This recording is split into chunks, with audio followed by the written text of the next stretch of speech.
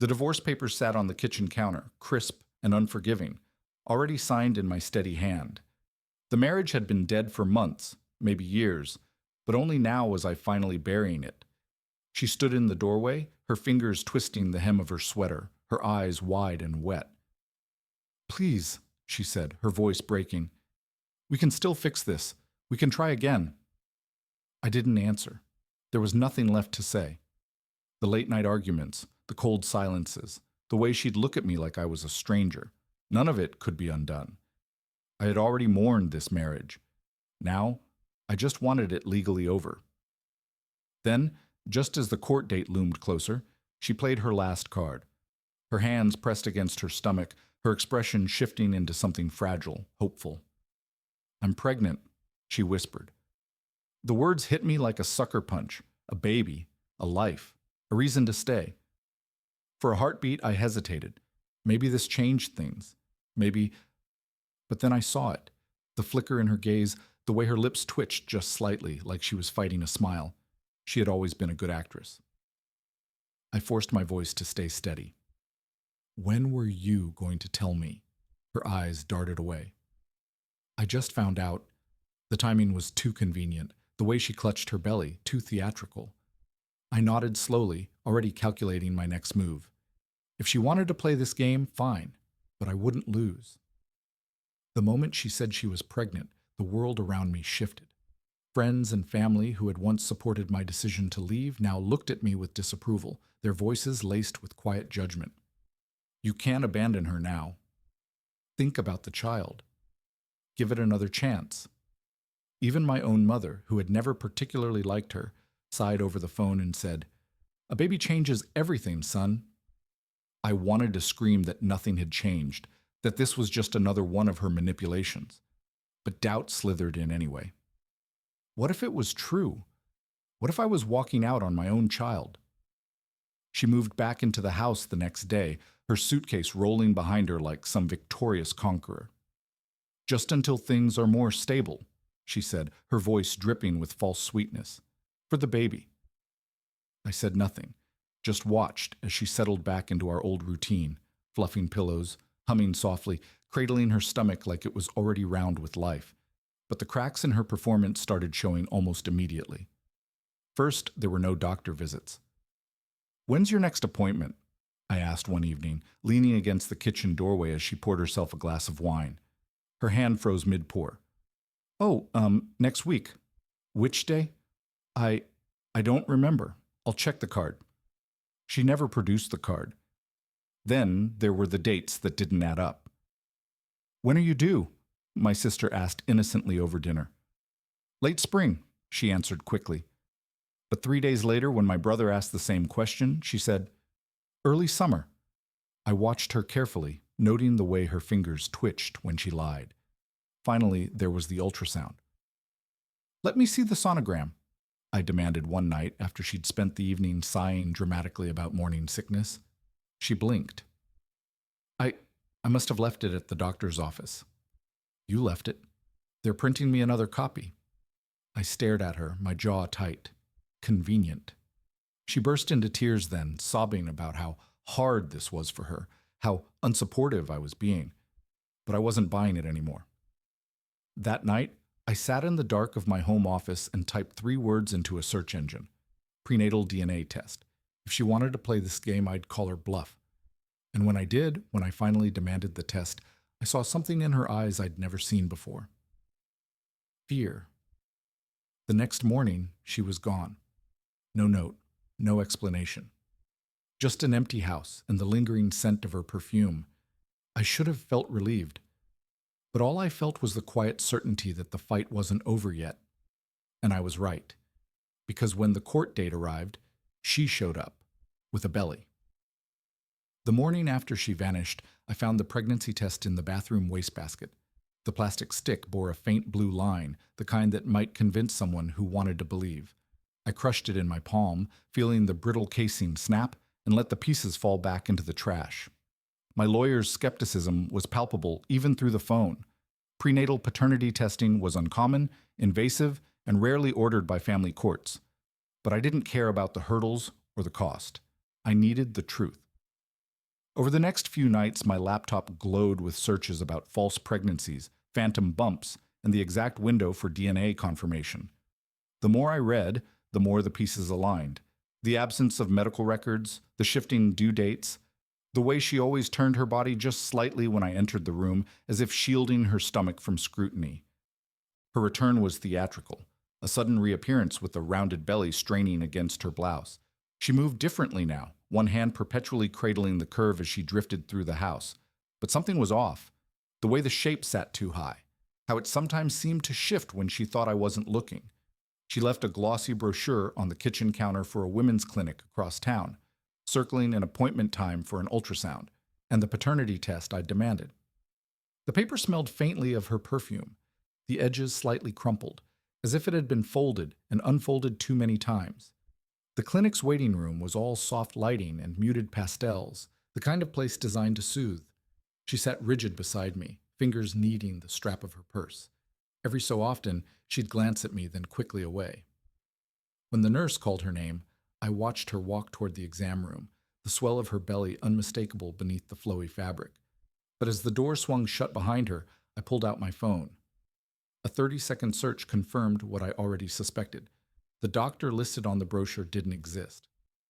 Inside the dimly lit exam room, the ultrasound screen flickered with indistinct shadows. The technician adjusted the wand, her brow furrowing as static danced across the monitor. No heartbeat, no tiny limbs, just a haze of gray noise. Outside, in the harsh afternoon light, the facade finally cracked. She stumbled on the pavement, her breath coming in sharp gasps. The hem of her dress rode up, and for the first time I saw it, the edge of the padding beneath slipping out of place. I didn't say a word, just turned and walked to my car, the weight of her deception settling over me like a shroud. The truth was worse than I'd imagined. She hadn't just lied about being pregnant. She'd gone to elaborate, calculated lengths to make me believe it. The morning of the hearing arrived with a heavy, suffocating stillness. I adjusted my tie in the courthouse bathroom mirror, watching as the man in the reflection steeled himself for battle. My lawyer had warned me she might try something dramatic, but nothing could have prepared me for the spectacle waiting in that courtroom. She made her entrance like a tragic heroine, gliding down the aisle in a flowing maternity dress, one hand resting protectively on the pronounced swell of her belly. The fabric draped just so, emphasizing every curve of her supposed pregnancy.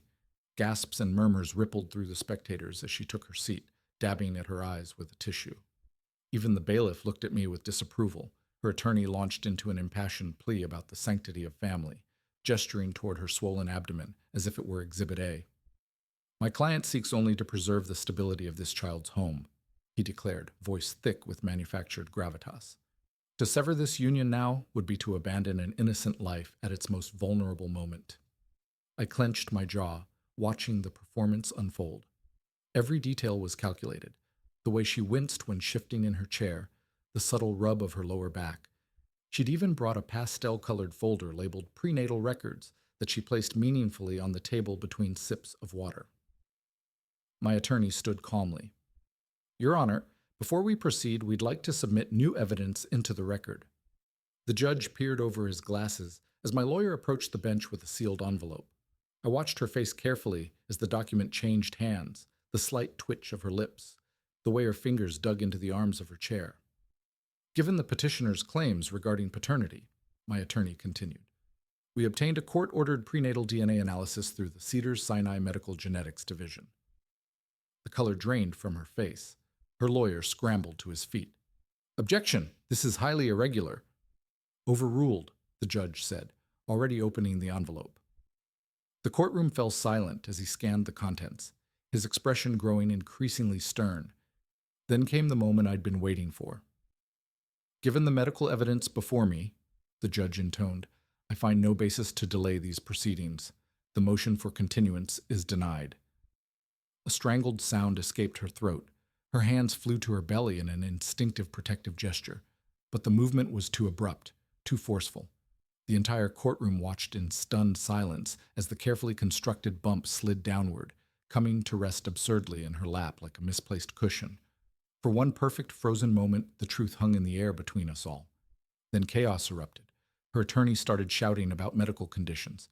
The judge banged his gavel. Reporters in the back row scrambled for their cameras. And through it all, she sat perfectly still, staring at me with a look of pure, undiluted hatred, the mask finally off, the game over. As the bailiffs moved to restore order, I allowed myself one deep, steadying breath. The real trial was about to begin. The courtroom erupted into chaos the moment her prosthetic belly slipped. Reporters surged forward, cameras flashing as they captured every humiliating second. Her lawyer's shouts about medical conditions and unusual swelling were drowned out by the judge's furious gavel strikes. I remained perfectly still, watching the scene unfold with detached clarity. The woman I'd spent years with now looked like a stranger, her carefully constructed facade crumbling under the weight of her own deception.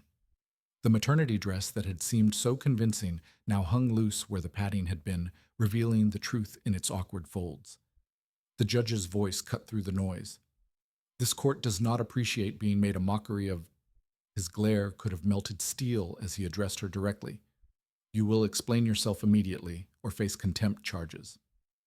Her mouth opened, then closed. For the first time since I'd known her, she had no words, no clever deflection, no dramatic tears, just the raw, ugly truth she could no longer outrun. My attorney stood calmly. Your Honor, given this development, we move for immediate dissolution of the marriage and sanctions for fraud. Across the aisle, her lawyer slumped in his seat, already mentally calculating the damage to his reputation.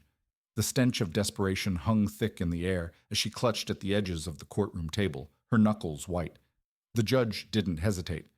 Divorce granted, full asset division to proceed per the petitioner's original filing. The gavel came down with finality. And Mrs. Calloway, you're fortunate I'm not referring this matter to the district attorney. As bailiffs began clearing the room, she turned to me with a look that mixed hatred and something worse, regret. Not for what she'd done, but for getting caught. Outside, the afternoon sun felt unnaturally bright. Reporters shouted questions, but I walked past them without a word. The weight that had crushed my chest for months was finally gone. Somewhere behind me, I heard her screaming at the cameras, still trying to spin the narrative, but it didn't matter anymore. The law had spoken. The news vans camped outside my apartment for 3 days. I watched from my window as reporters jostled for position, their microphones poised like weapons waiting for their next victim. Channel 7 had already run the story with the headline, Fake Pregnancy Scheme Backfires in Divorce Court. My phone buzzed incessantly. Friends, family, even distant acquaintances suddenly invested in my personal tragedy. I silenced them all. The only call I answered was from my lawyer. She's lawyering up, he said, threatening defamation. I almost laughed. Let her try. The world knew the truth now. The security footage from the courthouse hallway had gone viral before the judge could seal the records. Her desperate scramble to reposition the silicone belly, the moment her hands flew up in panic as it tumbled to the floor. No amount of legal posturing could undo that. I found the last of her things boxed in the hallway when I returned to our old house. The movers had been thorough. Every trace of her erased except for a single pearl earring glinting beneath the radiator. I left it there. At night, I dreamed of the courtroom, the gasp of the crowd, the way her eyes had locked onto mine with terrifying clarity in that final moment, as if to say, this isn't over. The restraining order arrived on a Tuesday. My lawyer had been thorough. Every fake sonogram, every forged medical record, every text message where she dodged doctors' visits compiled into a neat, damning packet. The judge granted it without hesitation. When the news finally lost interest, an odd quiet settled over my life. I expected relief. Instead, I found myself staring at my reflection in the elevator mirror each morning, searching for the man I'd been before all this. Then the email arrived. No subject line, just an attachment, a grainy ultrasound image dated 2 weeks after our divorce was finalized. The message read, "Some lies are easier to spot than others." I deleted it immediately, but not before saving a copy to my lawyer's drive. The game, it seemed, wasn't over after all. The ultrasound image burned in my mind despite deleting it. I forwarded everything to my lawyer, who confirmed what I already suspected. The date had been doctored, the file metadata suspiciously altered. But the seed of doubt had been planted, its roots digging deep into my psyche. 3 days later, a certified letter arrived from an unfamiliar medical group. Inside were test results, blood work confirming a pregnancy dated during our marriage. The documents looked authentic, complete with letterhead and a physician's signature. My hands shook as I examined them. My lawyer's investigator traced the clinic to a boutique practice known for discretion. Could be legitimate, he admitted, or an expensive forgery. The uncertainty was her masterpiece, just plausible enough to make me question everything. I found myself driving past her new apartment building one sleepless night. The lights were on, shadows moving behind drawn curtains. A figure appeared at the window, not her, but a man holding what looked like an infant. My breath caught. The next morning, a social media post surfaced on a friend's feed, a grainy photo of her in a park, a bundle in a stroller. The caption read, "Mom life looks good on you." Comments poured in, some congratulatory, others skeptical. I zoomed in until the pixels blurred, searching for proof it was another prop. My lawyer advised extreme caution. If the child exists and is yours, we need a court-ordered DNA test. If not, this is harassment. The process would take weeks. The waiting felt like torture. Then came the voicemail. Her voice, softer than I remembered. "You deserve to know the truth. Meet me, just once." The background noise included a baby's cry. Real or recorded, I couldn't tell. I played it 12 times. At dawn, I stood at the park bench she'd specified, the morning mist clinging to my jacket. Every nerve screamed this was a trap, but I had to know. The stroller appeared first, its wheels crunching on the gravel path. Then her, no makeup, hair pulled back, looking more vulnerable than I'd ever seen her. She stopped 10 feet away, her hand resting on the stroller's hood. "Before you look," she said quietly, "you should know. Some truths are worse than lies." The baby began to cry. I stepped forward.